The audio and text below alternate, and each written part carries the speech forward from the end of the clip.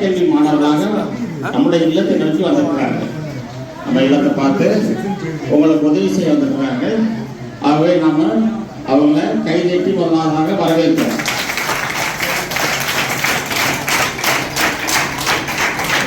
இதுக்கு முக்கிய காரணம் நமது மறைக்கல்வி ஆசிரியர்கள், அங்கே படிக்கக்கூடிய மறைக்கல்வி ஆசிரியர்கள்.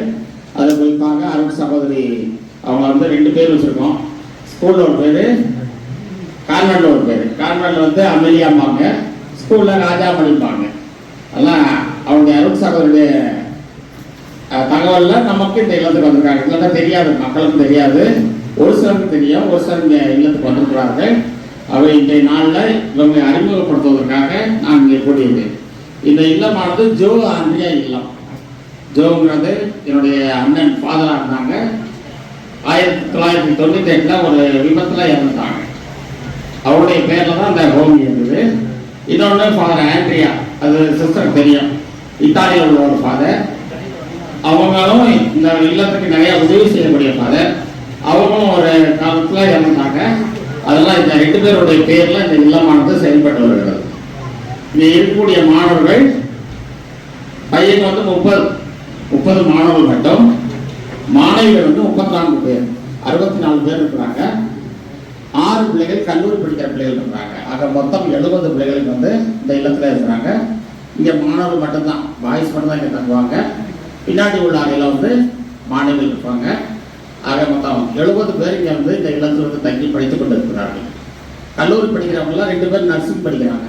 அது சிஸ்டருடைய கான்வென்ட்ல முதல்ல ட்ரைனிங் படிச்சுட்டு இருந்தாங்க. இப்போ பிஎஸ்சி நர்சிங்கில் சேர்த்து படித்துக் கொண்டு இருக்கிறார்கள். இங்கே வந்து ஒரு சிலருக்கு அப்பா இருப்பாங்க, ஒரு சிலருக்கு அம்மா இருப்பாங்க. 2 பேர் இல்லாத பிள்ளைகளும் இங்கே இருக்கிறார்கள். இந்த இல்லத்தை வந்து மிக சீர் சிறப்பாக, அதுவும் குறிப்பாக அரசு என்னென்ன விதிமுறைகளை வகுத்திருக்கிறதோ அதுக்கு உட்பட்டு இது நடத்தி வருகிறோம் என்பதை தெரிவித்துக் கொள்கிறேன். ஆகவே உங்கள் அனைவரையும் அன்போடு வருகிறேன்.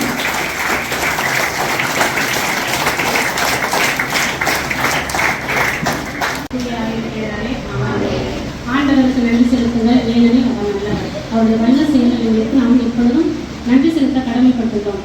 நாம் எந்தெந்த குடும்பத்தில் பிறந்தாலும் ஆண்டவர் நம்மளை எப்பொழுதும் மகிழ்ச்சியாக நம்மளை வழிநடத்திக் கொண்டிருக்கிறார்.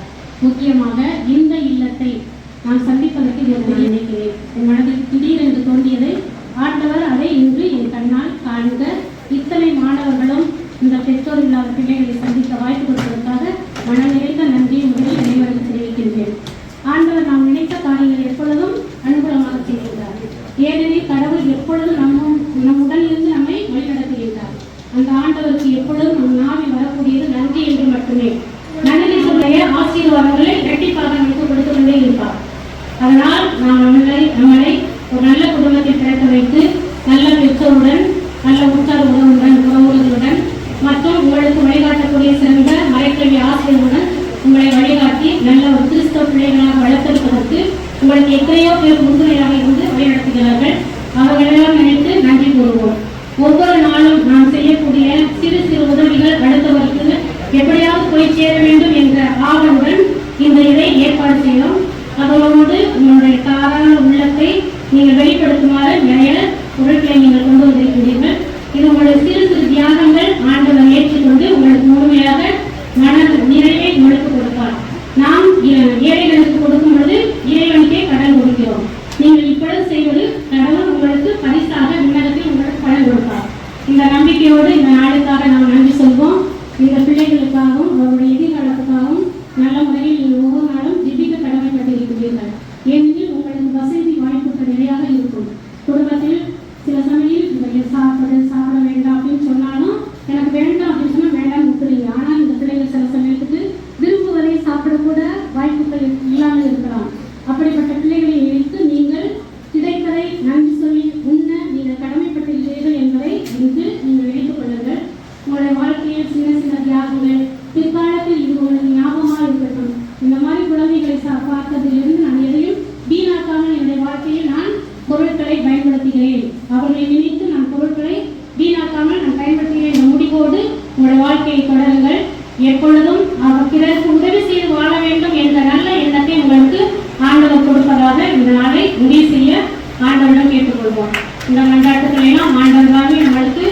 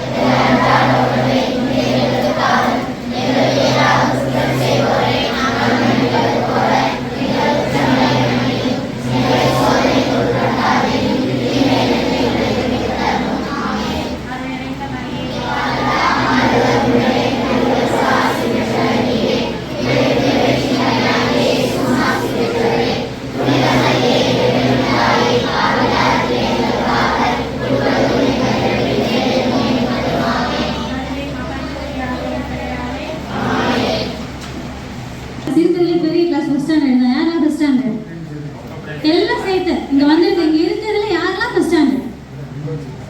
என்னடா எல்லாம் சீனியர் ஆயிட்டீங்க. Okay, second standard first standard சேர்த்து தூக்குங்க. First second. ஓகே, அப்படியே எந்திரிக்கலாமா? அழகா எந்திரிச்சு அப்படியே இருந்தவங்க ஃபர்ஸ்ட் ஸ்டாண்டர்ட் செகண்ட் ஸ்டாண்டர்ட் மட்டும் அப்படியே அந்த சைடு அப்படியே வரலாமா? பேக் என்னென்ன வச்சிருக்கீங்களோ எடுத்துக்கோங்க. எல்லாரும் சேர்த்து ஃபர்ஸ்ட் ஸ்டாண்டர்ட் செகண்ட் ஸ்டாண்டர்ட் அப்படியே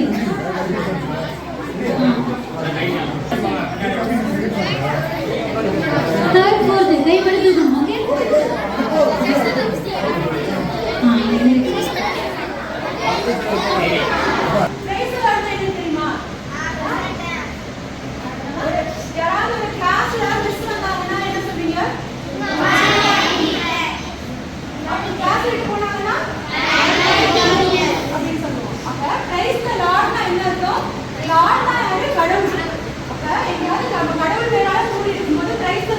கடவுளுக்கு குட் மார்னிங் சொல்ற மாதிரி. ஓகேவா? சத்தமா சொல்லலாமா? Praise the Lord.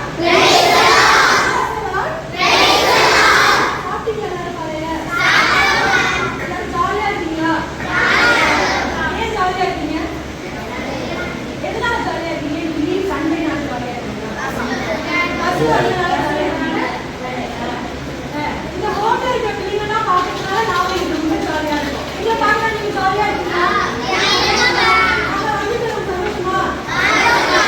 நம்ம வீட்டுக்கு யாராவது ஃப்ரெண்ட்ஸ் கெஸ்ட்லாம் வந்தா என்ன பண்ணுவோம்? ஜாலியா இருக்கும், வெல்கம் பண்ணுவோம். அப்போ உங்க வீட்டுக்கு நாம இன்னைக்கு வந்திருக்கோம். உங்களுக்கு ஹாப்பியா? என்ன பண்ணா நீங்களே சொல்லுங்க.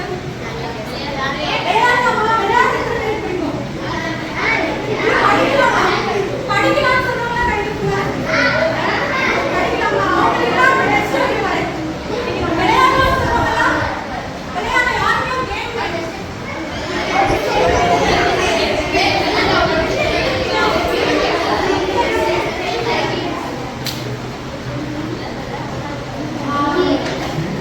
பாய்ஸ் டீம் கேர்ள்ஸ் டீம் பிரிச்சுக்கலாமா? பாய்ஸ்ல இருந்து ஒரு 3 வாலண்டியர் வாங்க. 3 பேர் டக்குனு 3 பேர் தான். ஏன்னா நான் அந்த ஃபர்ஸ்ட் டீம். அங்க உள்ள பசங்க சரி வாங்க இப்போதைக்கு. அங்க இருக்கவங்க யாராச்சும் இங்க 2 பேர் எதுக்காக வராங்க பிரச்சனை இருக்குங்களா? அடுத்த பேட்ச் இங்க உள்ளவங்க 3 பேரா வரணும். ஓகேவா? நீங்க எப்படி விளையாடலாம்னு பாத்துக்கோங்க. இப்ப கேர்ள்ஸ்ல இருந்து 3 பேர் வாங்க.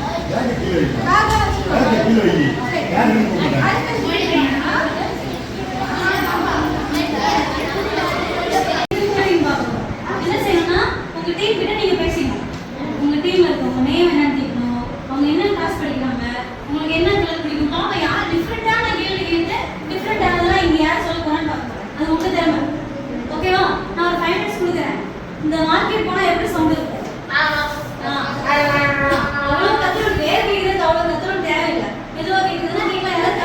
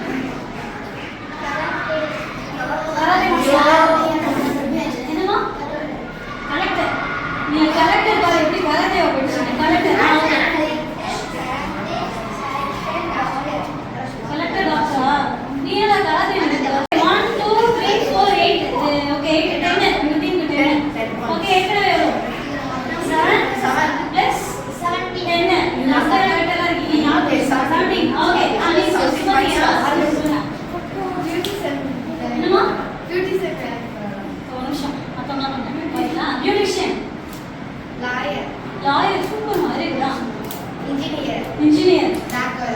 டாக்டர் பிரச்சனை நாங்க வந்து கவனிங்க. வெரி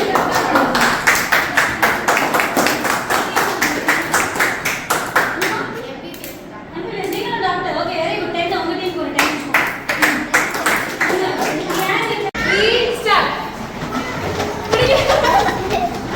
பிடிக்காம வந்தீங்களா? கிளாப் பண்ணலாமா? உங்களுக்கு கிளாப் பண்ணுங்க. இவதான் வின்னர். கிளாப்.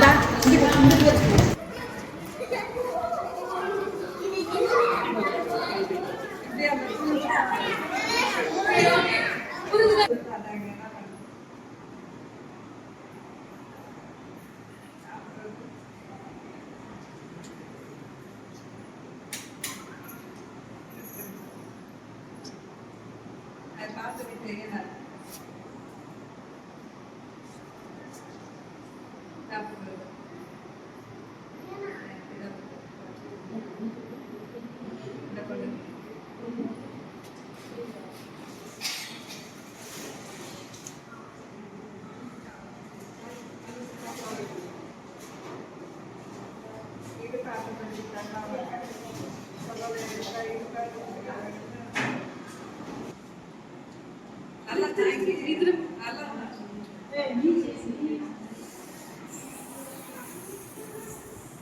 நீ அப்படியே நீ பார்க்க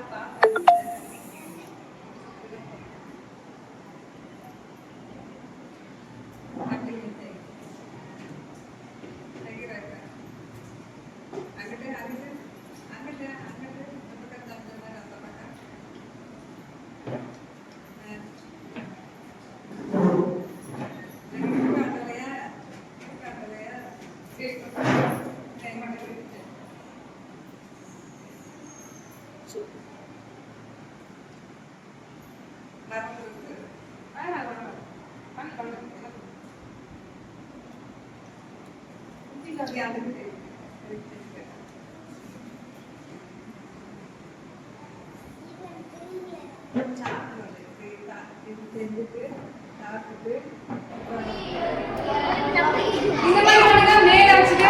மேலாச்சு பலூனை தட்டுங்க. லைட்டா தட்டுங்க. அப்படி போய் தட்டுங்க. பலூன் கிட்ட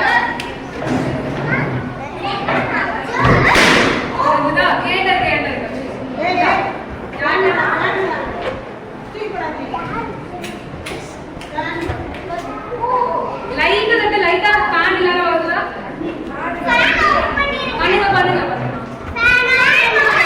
யாருக்காவது வாழ்த்து சொல்றதா கை தட்டுறோம். ஆக்சுவலா உண்மை அது கிடையாது. என்ன தெரியுமா? கை தட்டுறது உண்மையிலேயே நம்ம மகிழ்ச்சி கொடுக்கறதுக்கு கை தட்டுறோம். நம்ம கை தட்டும் போது நான் 2 கையை தட்டுறோம்ல, 2 கையால தட்டும் போது நமக்கு நல்ல ரத்த ஓட்டம் நல்லா இருக்கு, பிளட் சர்க்குலேஷன், நமக்கு சுறுசுறுப்பு வரும். நமக்கு சோகம் அப்படி சொங்கி மாதிரி இப்படி இருந்தோம் நல்லா இருக்குமா? நல்லா சுறுசுறுப்பா காலையில் நம்ம தூங்கி வச்சலாம் ஃப்ரெஷ்ஷா. லீவ் அன்னைக்கு நம்ம 9-10 மணிக்கு தூங்குறது ஜாலியாக இருக்கும்ல, தூங்கி வச்சு நல்லா சந்தோஷமா இருக்கும். அது மாதிரி நம்ம சந்தோஷமா இருக்கணும்னு நினைச்சா கை எல்லாம் இது வரைக்கும் உங்களை சந்தோஷப்படுத்துறதுக்காக சீபா மிஸ் வந்து கேம் வச்சு நடத்துனாங்களா? ஸோ அவங்களை சந்தோஷப்படுத்துறதுக்காகவும் உங்க எல்லாரையும் நீங்க சந்தோஷப்படுத்துக்காகவும் எல்லாம் நல்லா ஜோரா கை தட்டுங்க. நல்லா கை தட்டுங்க, ஜோரா கை தட்டுங்க. ரொம்ப ஃபீல் ஆகணும். அதாவது இன்னும் ஃபீல் ஆகும். Okay, thank you. குடும்பத்துல இருக்கிற அண்ணன் தங்கச்சி இல்லைன்னா அக்கா தங்கச்சி 2 பேர் இருப்பாங்க. அவங்களுக்குள்ள என்ன இப்படிதான் சண்டை. நீனா நானா சண்டை. ஆனா இங்க வெவ்வேறு குடும்பத்தில் உள்ள ஏற்கனவே 70 பிள்ளைங்க 70 பிள்ளைங்க இங்க இருக்கிற பிள்ளைங்க 64 பிள்ளைங்க சொன்னாங்க இல்லையா? 64 பிள்ளைங்களும் ஒற்றுமையா ஒரு இடத்துல இருக்காங்க.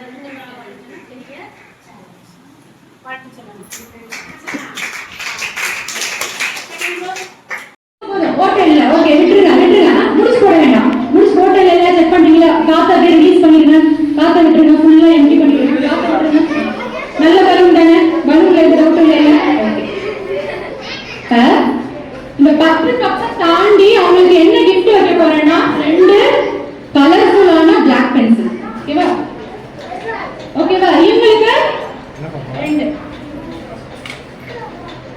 ரைட். ஓகேவா? சரி. கேம் பேர் என்ன? தடைகளை தாண்டி வா.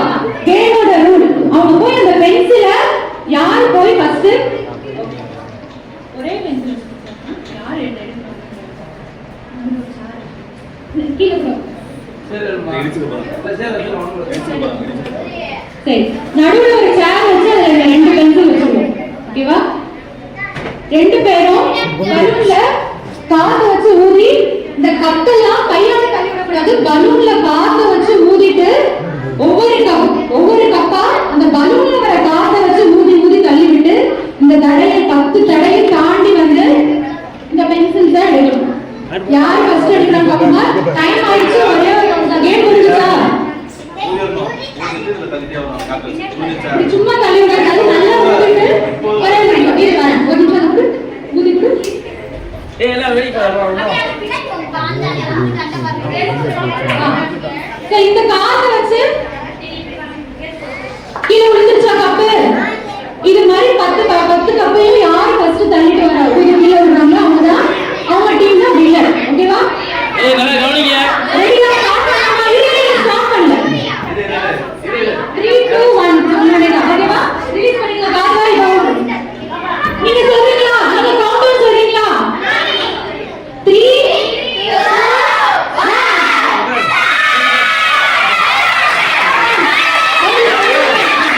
சீக்கிரம் சேர் பண்ணுங்க. பால் சீக்கிரம் பால் சீக்கிரம்.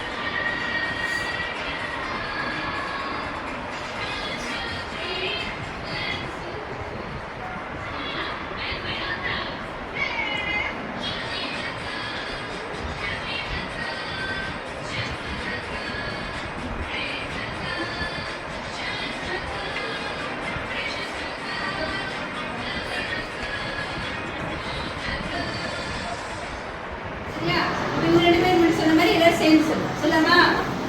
ரைட்? சந்தோஷம்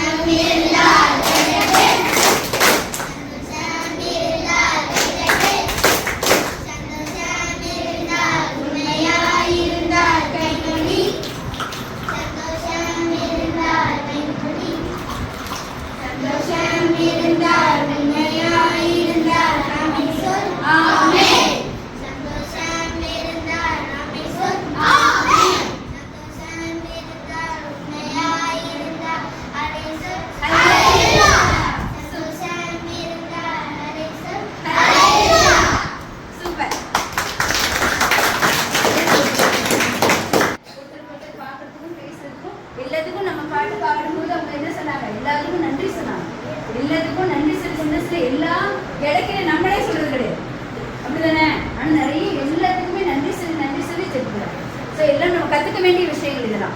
எல்லாத்துக்கும் நன்றி சொல்கிறதுக்கு நான் கடவுள் நம்ம கொடுத்துருக்கிற எல்லா ஆசீர்வாதத்துக்கும் நன்றி சொல்கிறதுக்கு நம்ம கற்றுக்கணும் நிறைய விஷயங்கள். எல்லா சின்ன சின்ன விஷயங்களும் லேர்னிங் தான். சரியா?